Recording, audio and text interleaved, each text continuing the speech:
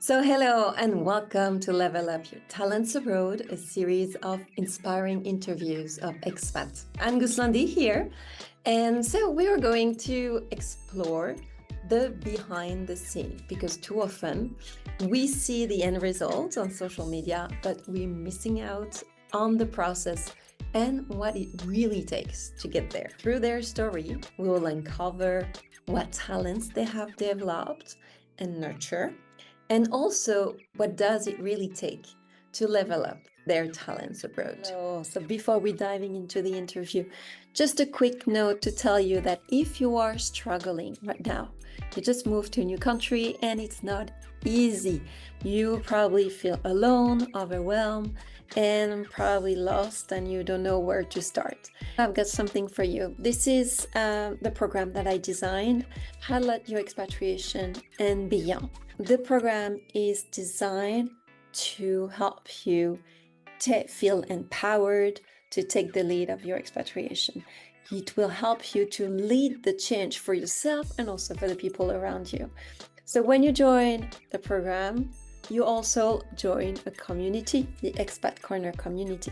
So you won't feel alone because you will be surrounded with other expats who are actually living the same thing as you.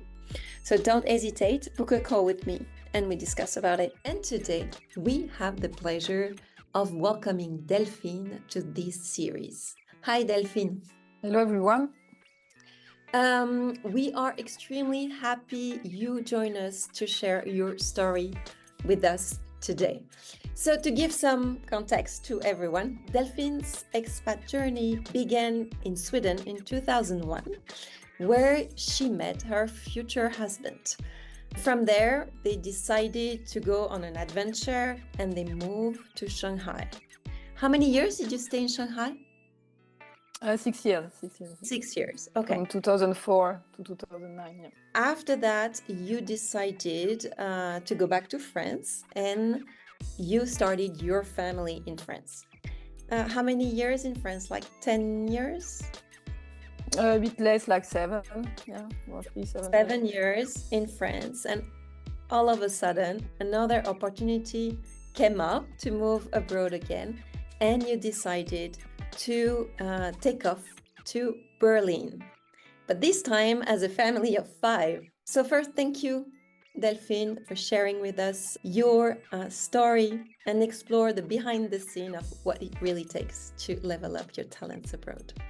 So the first question, Delphine, I would like to ask you is, because when we go abroad by ourselves, like in Sweden or Shanghai, with no kids, it's quite easy. We just take our suitcase and then we go.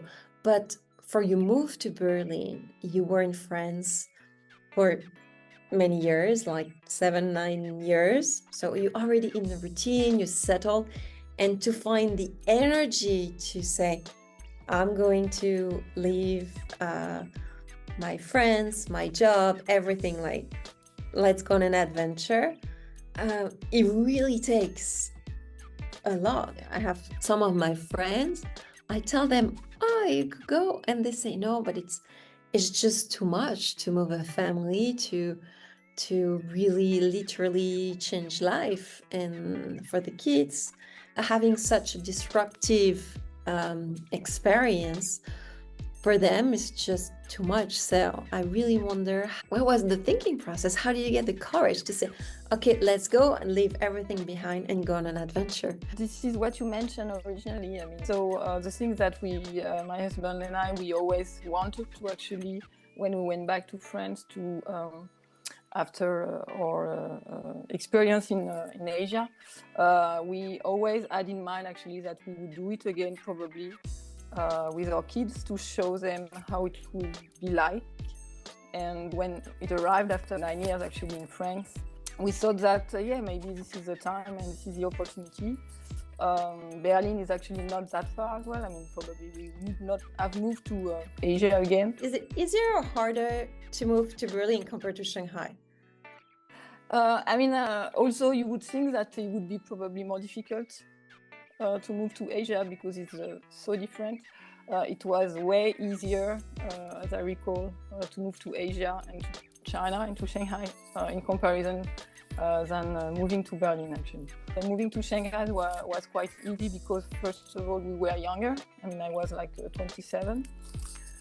You take your backpack, you try to go there, you see if it works, and if it doesn't, then you come back. So it's fairly simple.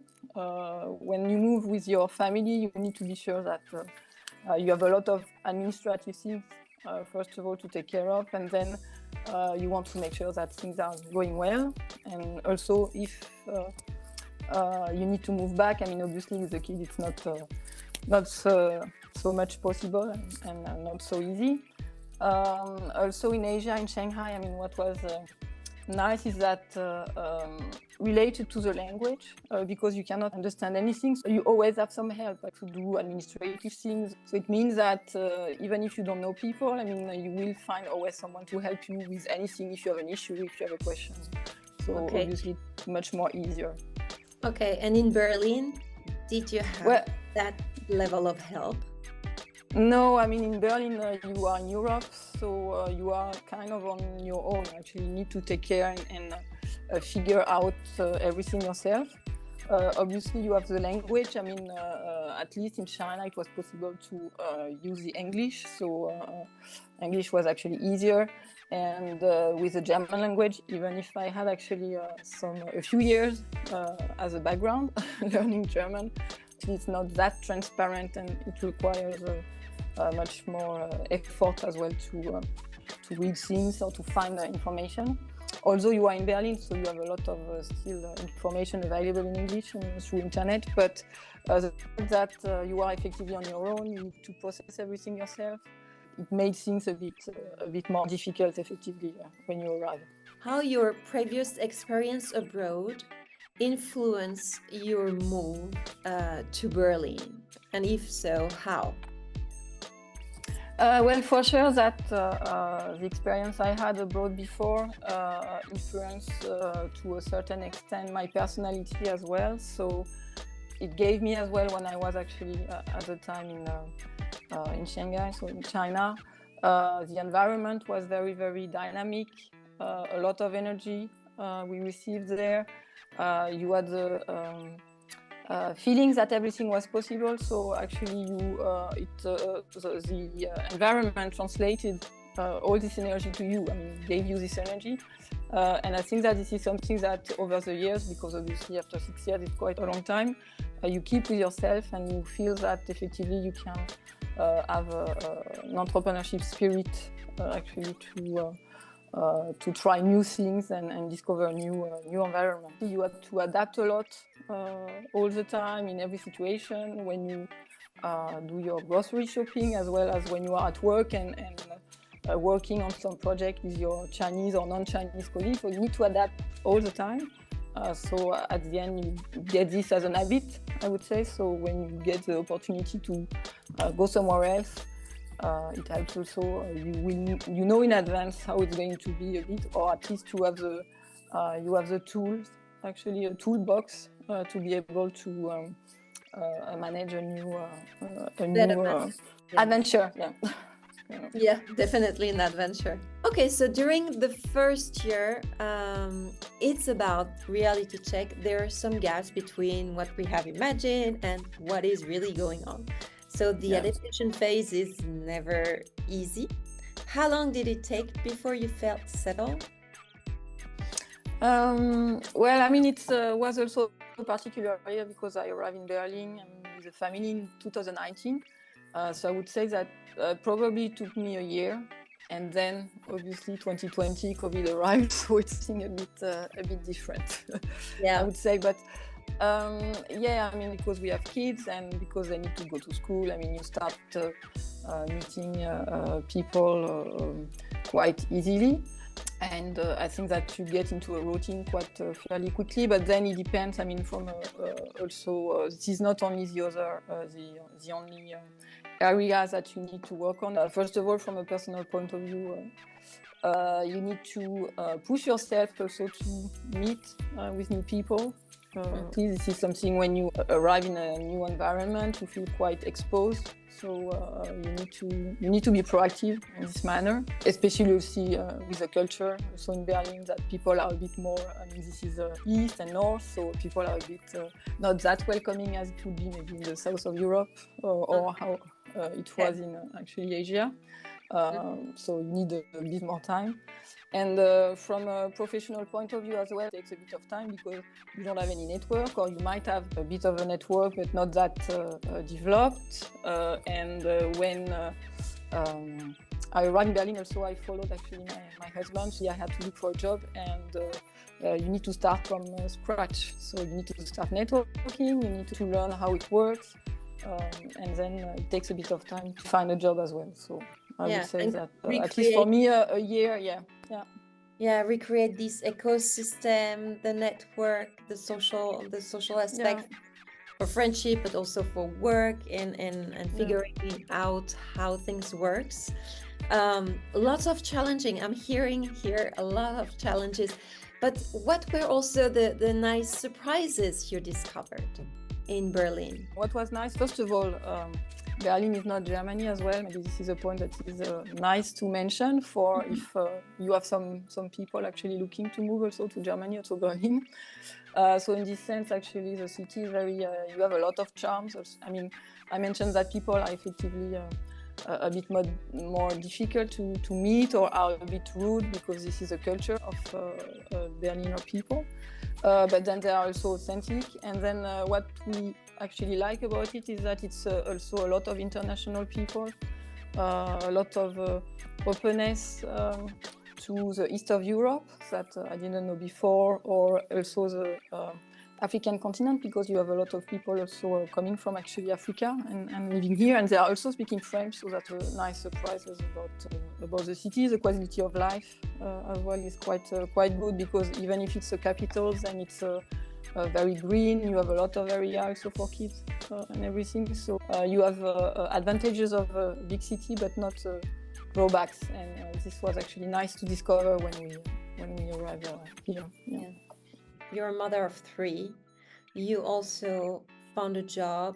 How did you manage that adaptation of this new routine in Berlin?